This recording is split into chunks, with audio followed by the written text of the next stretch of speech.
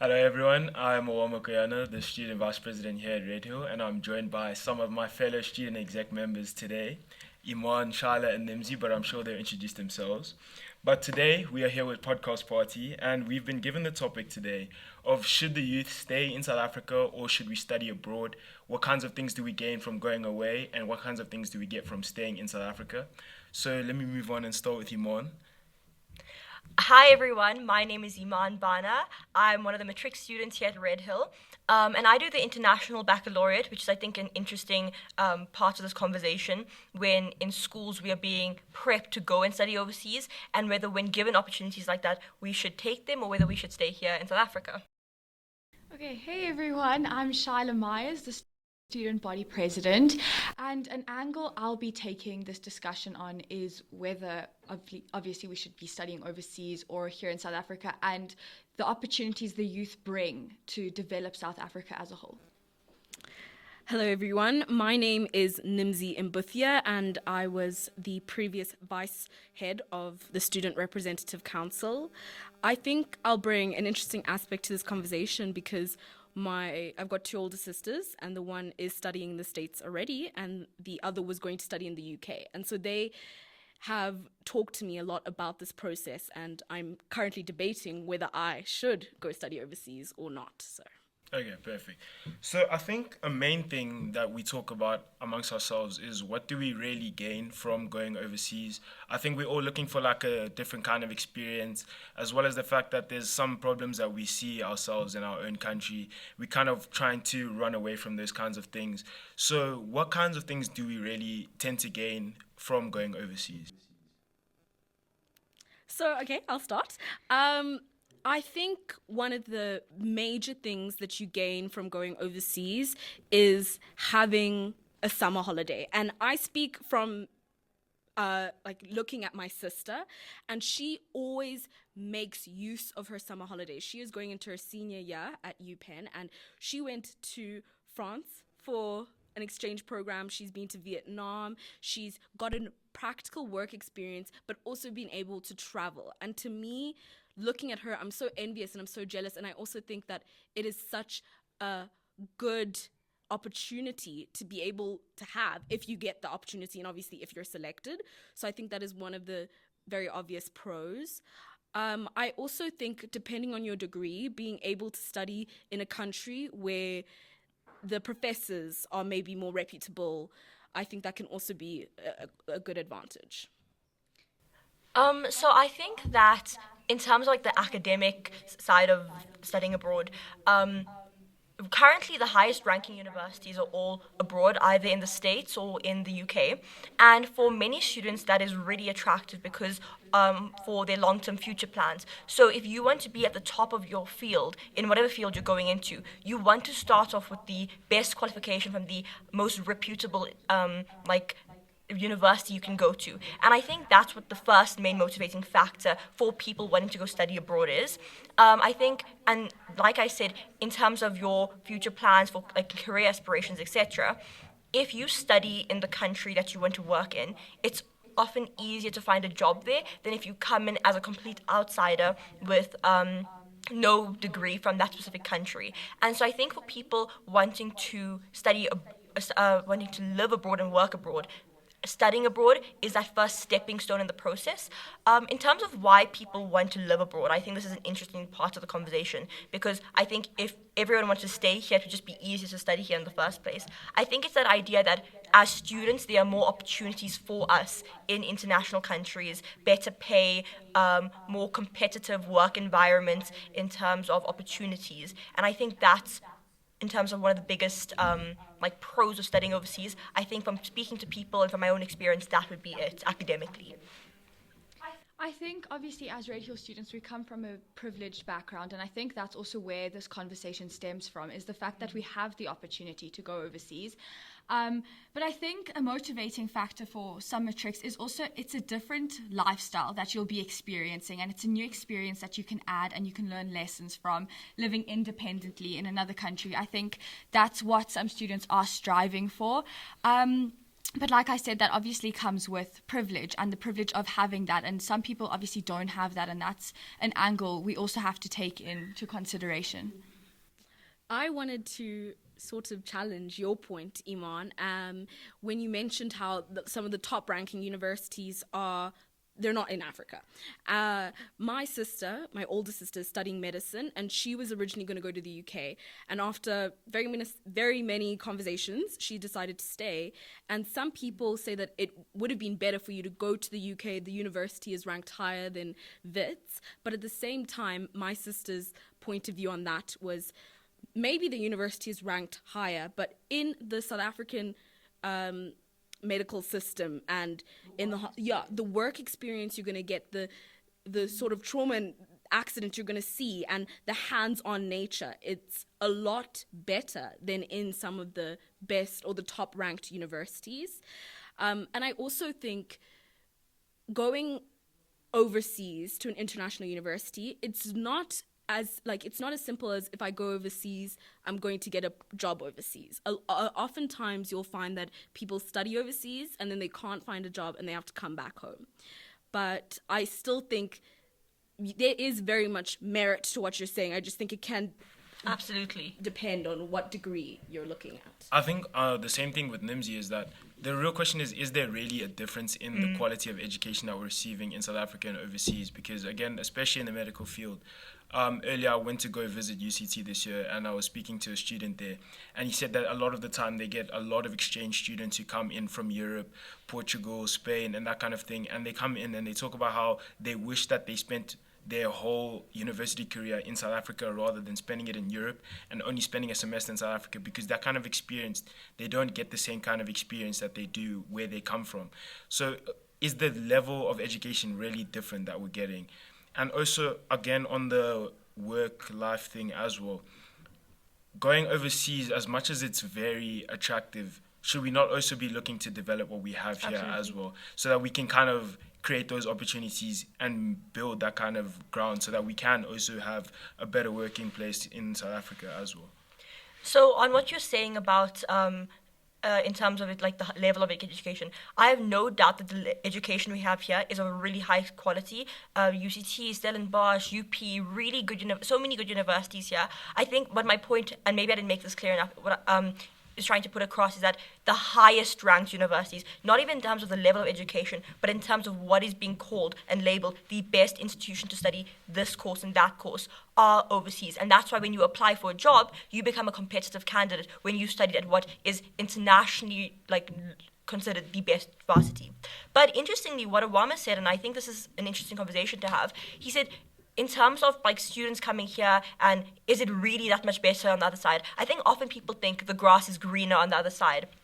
And, you brought up the point of studying medicine in the UK. And interestingly, I'm sure everyone's aware of what's happening with NHS in the UK at the moment and how really things are falling apart there. So many medical students in the UK really don't have a job to fall into at that point. And so I think what's interesting for us to consider that we often have blinkers on in terms of there's all these problems in South Africa and we need to leave South Africa for better opportunities. But every other country has these same problems. They're facing, okay, we have a recession, okay, we have a healthcare emergency, we have immigration crisis, we don't have enough property in the country. We need to move somewhere else. Every country has these issues, but we're just not aware of them because we don't live there. And so I think we often get into this habit of saying, okay, I need to get out of South Africa, when the grass is not really that much green on the other side.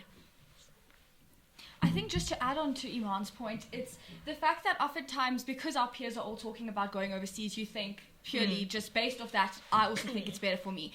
But I think from that, you need to dive deep into what you personally want to study and whether it's a better opportunity to go overseas. And like you said, since everyone wants to go overseas, now there's going to be less opportunities. Like the brain drain here. Exactly, overseas. So why don't we as the youth focus on fixing the problems we have here? Because obviously when you go there, you're going to have to then fix those problems. So why not stay here and fix the problems where they truly are in the country that you are living in? And this is brought up by Owama, but we've all sort of touched on it. I think as South Africans, we are very critical of our country, and we are very quick to hate, to put blame, to say we're not doing this or that right. But when you look at even our economy and just in general, our country compared to others, we haven't had to change our currency because it's tanked completely. It is still... Sure, diversifying your assets and having assets in other currencies is a good idea, but I'm not, or my parents aren't at the stage where them having assets in rands is not a scary idea. They're not afraid that they'll wake up tomorrow and the rand will be worthless. So I think we sometimes are very quick to judge without really taking a step back and looking, are we truly in a terrible situation? And I also think an important thing to bring up, because of the fact that we go to a great school like Redhill and we are privileged, is the idea that we have, very fortunately, lived a cushiony life. We have grown up in a bubble, and our parents, I'm sure, have tried their hardest to expose us to the real world, and they have instilled in us, and they've made us know that this is not the norm. But because this is how we grew up, when we go overseas, if we're going to the States where, the rand to the dollar, is it 18? You're not going to be living the same life. And I think that's also a very important thing to bring up when we're talking about going overseas or staying here. Are you someone who is going to be able to adapt? Are you someone who is going to be happy to have to get a job and work? Are you someone who, for the first time in your life, you probably won't be the person who has the most money in your bank account, or the person who's not worried about taking an Uber Black at night or whatever. So I think these are all important things that need to be talked about when we're talking about going overseas and the many advantages of that. So yes. I think a main thing, though, is that we can't write it off completely. I think it's important to have that kind of different cultural aspect, but I think what's important is how we integrate it into our own culture as South Africans as well. I think during Africa Day it was highlighted how the fact that there's going to be so much growth in Africa as a whole, as a continent, and I think South Africa is one of the countries in a better financial, economic position compared to a lot of other African countries. And if we're looking at that kind of growth that's about to develop, we need to be able to have different kinds of perspectives by maybe taking that, like going for a master's overseas and studying here in South Africa to get your degree, or at least coming back after getting your degree overseas, so that we can integrate those kinds of different perspectives, so that we can be able to build on that kind of boom that we're about to see in Africa. Because I think it's going to be a very hit or miss stage in the growth of the continent, because either we're going to go into much more trouble or we can grow exponentially, but that's going to take a lot of different types of learning and different types of perspectives from many different kinds of people. I think it's beneficial to obviously, like we say, go overseas and learn these lessons. But I think a crucial thing that oftentimes people don't look into the future about is coming back here, like Owama said. Obviously, everyone's speaking about the big boom in Africa and what's going to happen in our future. But I think if we go as the youth and take all of our resources that we're learning in our education systems and we are moving that overseas, surely we're taking that away from Africa and we're only doing a disadvantage to Africa. So surely we should be taking this as an opportunity that there is growth foreseeable in the future, but we need to capitalize on that as the youth, and obviously even if we want to study overseas, bring it back home. I think another thing that I wanted to touch on, which Nimsy did touch on a little bit, was also the social implications that come with going to travel overseas and live overseas.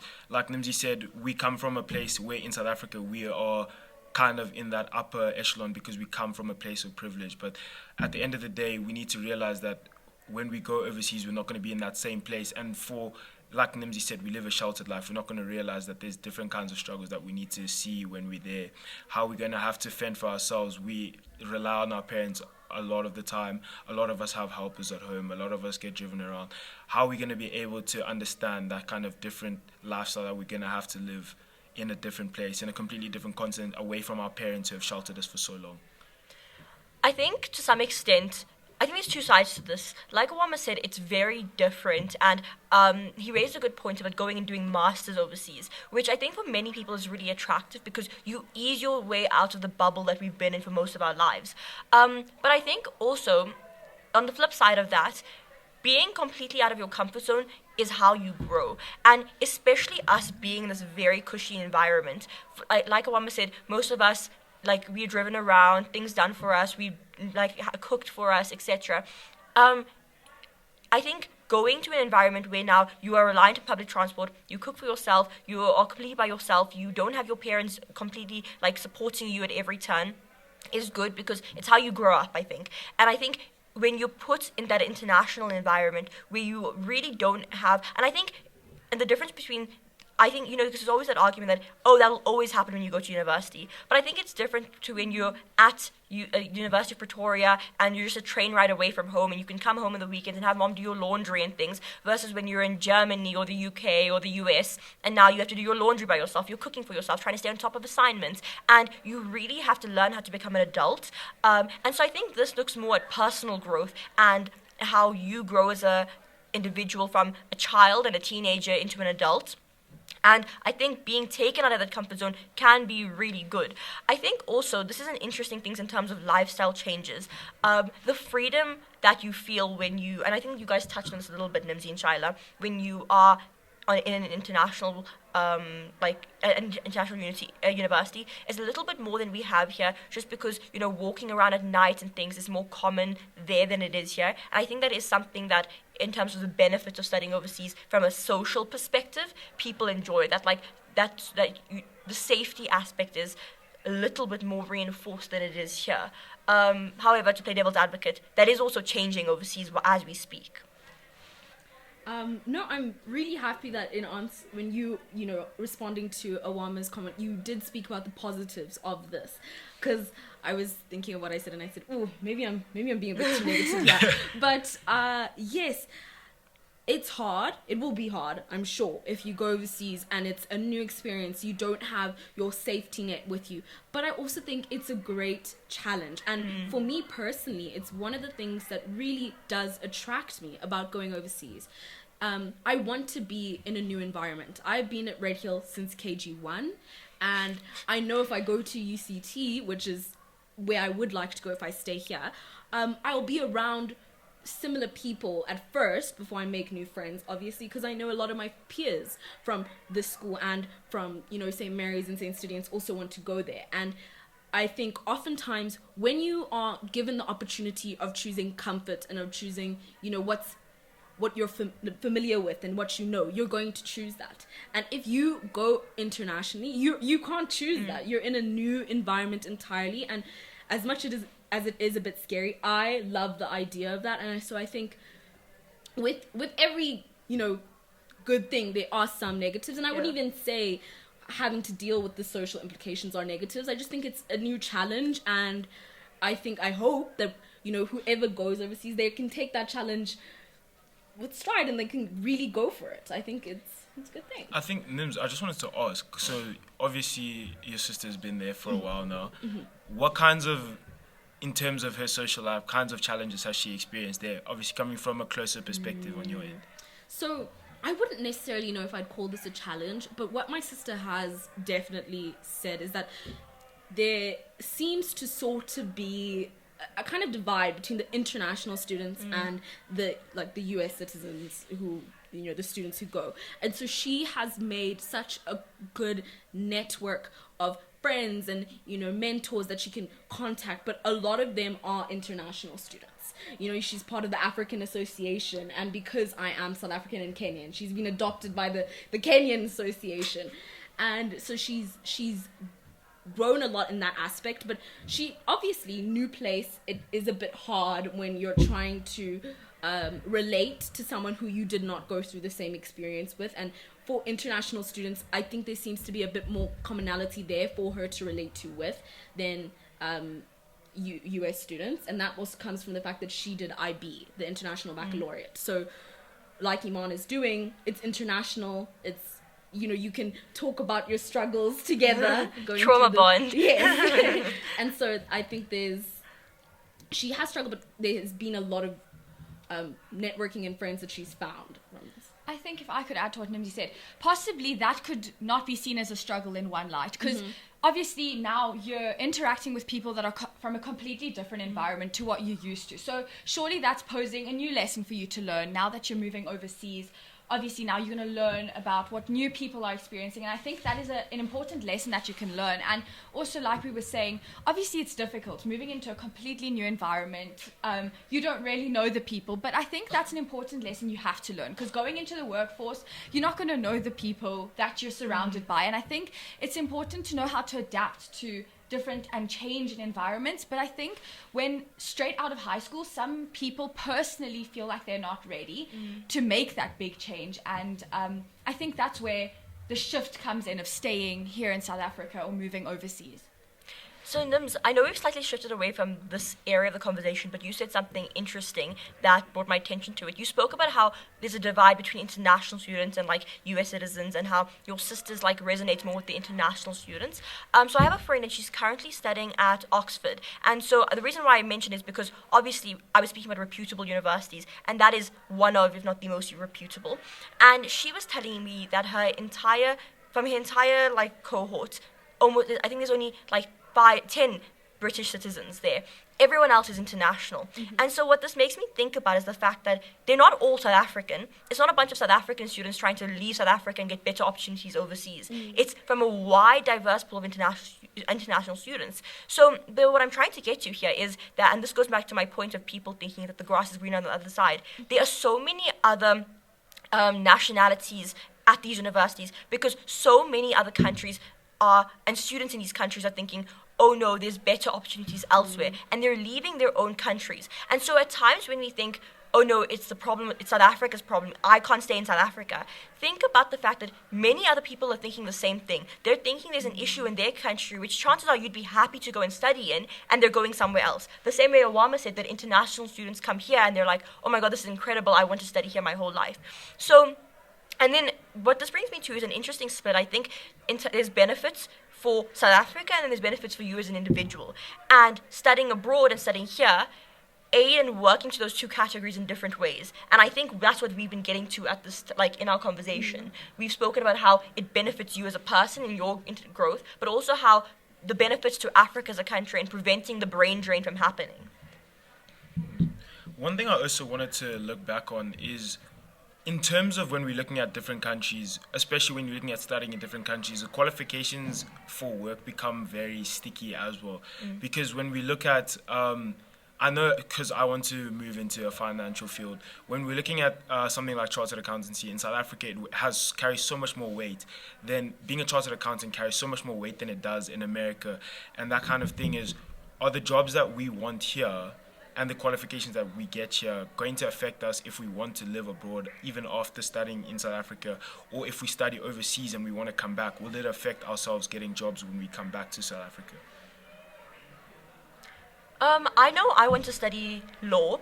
I want to do a general degree and then law, but I know that after studying my law degree, the country that I study in and that I write my bar exam in is the country that I need to live in, unless I study again and rewrite my bar exam. So I think that's a really interesting point, because often, you can think, okay, I'll do a degree and I can decide where I want to go at a later stage. But you spoke about chartered accountancy, which I didn't even realize that it was such a difference between here and the States.